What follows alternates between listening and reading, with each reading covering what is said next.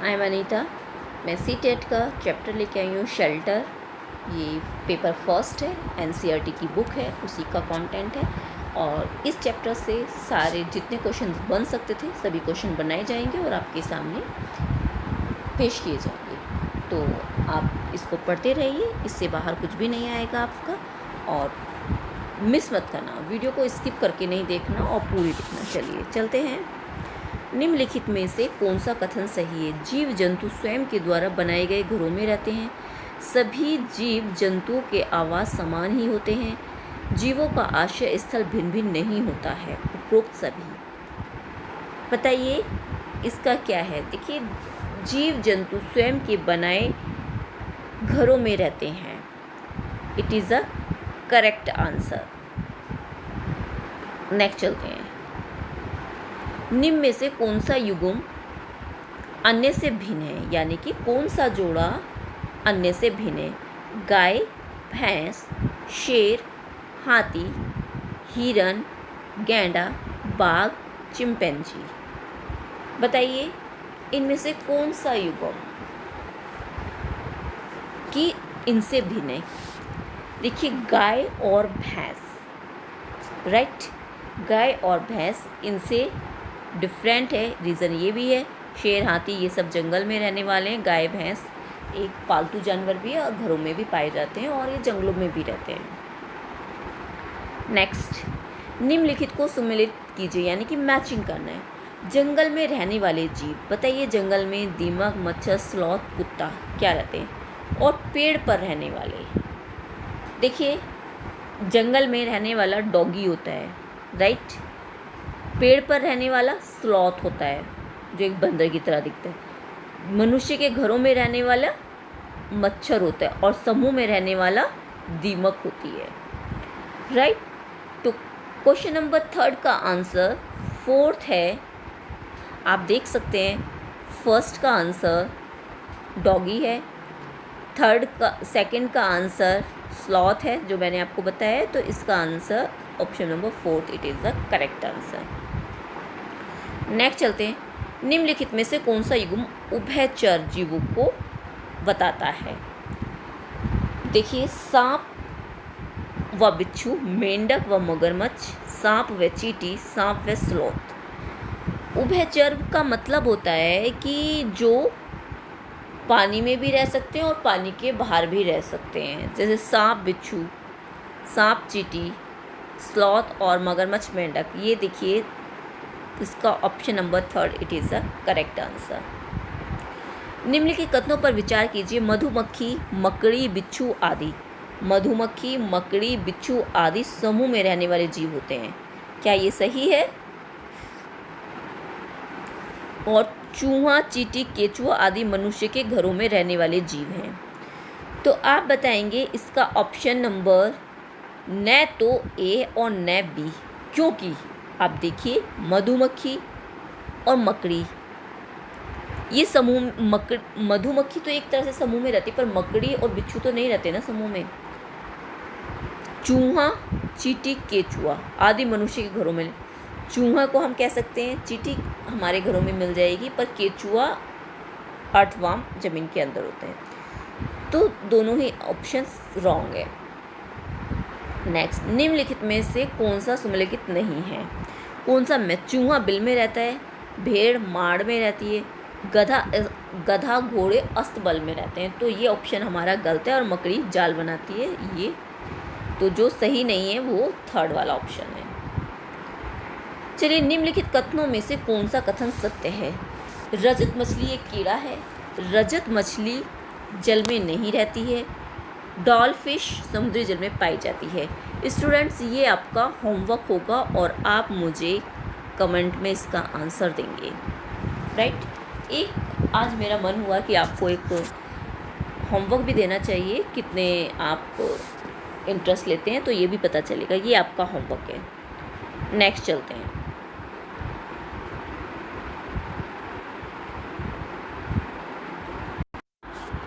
तो ये आपका होमवर्क रहेगा। नेक्स्ट चलते हैं। निम्नलिखित में से कौन से जीव समुद्र के जल में निवास करते हैं? ऑक्टोपस भी, व्हेल भी, विद्युत किरण, यानी इलेक्ट्रिक वे फिश होती है, स्टार फिश, ये सब कहाँ, तो इसका answer 4 answer it's correct answer. Next चलते हैं।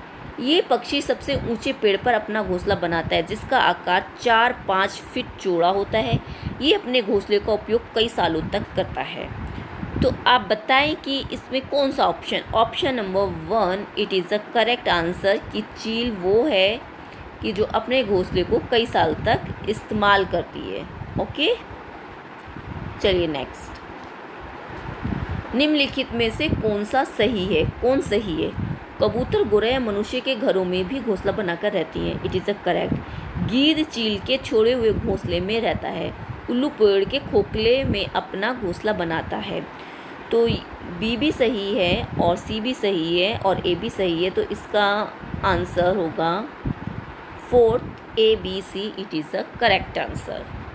राइट स्टूडेंट्स, नेक्स्ट चलते हैं। निम्नलिखित कथनों पर विचार कीजिए कि अब ये इसमें भी ऑप्शन दिए हुए हैं। क्या? पक्षियों के द्वारा घोंसला इसलिए बनाया जाता है ताकि वे उसमें अंडे दे सकें। ये बिल्कुल सही है, पक्षी इसीलिए घोंसला बनाते हैं। पक्षियों द्वारा अपना घोंसला स्वयं बनाया जाता है। ये भी सही है, पक्षी अपना घोंसला स्वयं बनाते हैं, हम जाकर नहीं बनाते उनके घोंसले को। ठीक है, अगर कहीं डोगी भी जाके रहेगा, उनका जहाँ जंगलों में रहते हैं, वो अपना निवास स्थान खुद ही बनाते हैं। ठीक है, अब आप कहने लगे हम भी बनाते हैं। अगर आप अपने घर में एनिमल्स पालते हैं तो उसकी सुविधा हम करते हैं, पर भगवान ने जो भेजा है सबको अपना अपना आश्रय खुद बनाने के लिए भेजा है, खुद बना के रहते हैं। पक्षियों द्वारा अपना घोंसला स्वयं बनाया जाता है, बिल्कुल सही है। फाख्ता झाड़ियों के बीच में अपना घोंसला बनाती है। It is a right answer. तीनों ऑप्शन इट्स करेक्ट हैं। तो अब हम देखते हैं 4th में तीनों आंसर करेक्ट हैं। जुलाई चिड़ियों के विषय में कौन सा कथन सही है? देखिए, ये अपना घोंसला लालटेन की तरह बनाते हैं। हमेशा याद रखना, जुलाई बर्ड्स है वो अपना एक घोंसला लैंटेन के टाइप में बनाती है और इसके घोंसले में टहनियों से लटके हुए होते हैं। इसके टहनियाँ होती हैं, उसमें नीचे लटका हुआ लैंटेन, लाइक अ लैंटेन। घोंसला बनाने के कार्य नर पक्षी के द्वारा होता है। ये भी बिल्कुल सही ऑप्शन है। ऑप्शन नंबर 4 पर ही जाएंगे इसमें भी हम, ABC, तीनों की तीनों ऑप्शन सही हैं। निम्नलिखित कथनों पर विचार कीजिए।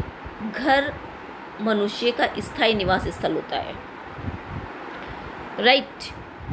चिड़ियाघर जीव जंतु का अस्थायी निवास स्थल होता है। उपरोक्त में से कौन सा सही है? देखिए, A और B दोनों ही सही है। चिड़ियाघर जीव जंतु का अस्थायी होता है और मनुष्य का घर स्थायी होता है। राइट। अब आप ये मत सोचने लगना अरे मेरा तो स्थायी नहीं है, कोई कहीं जाता है। मतलब कि अगर देखा जाए तो जहाँ रहते हैं वो स्थायी है, उनको घर में ही रहना है। राइट। चलिए, निम्नलिखित में से कौन सा कारक आवास निर्माण को प्रभावित नहीं करता है? आप अपना घर बना रहे हैं या आप रहते हैं, तो कौन सी ऐसे एलिमेंट्स है, कौन सा ऐसा पॉइंट है, तत्व है कि जिसके कारण से वो उसको इफ़ेक्ट नहीं करेगा? स्थान की भौगोलिकता तो भाई देखो उसको प्रभावित करेगी। अगर आप घर बनाए कहीं बहुत ज़्यादा ठंडा, आप कहोगे नहीं यहाँ तो।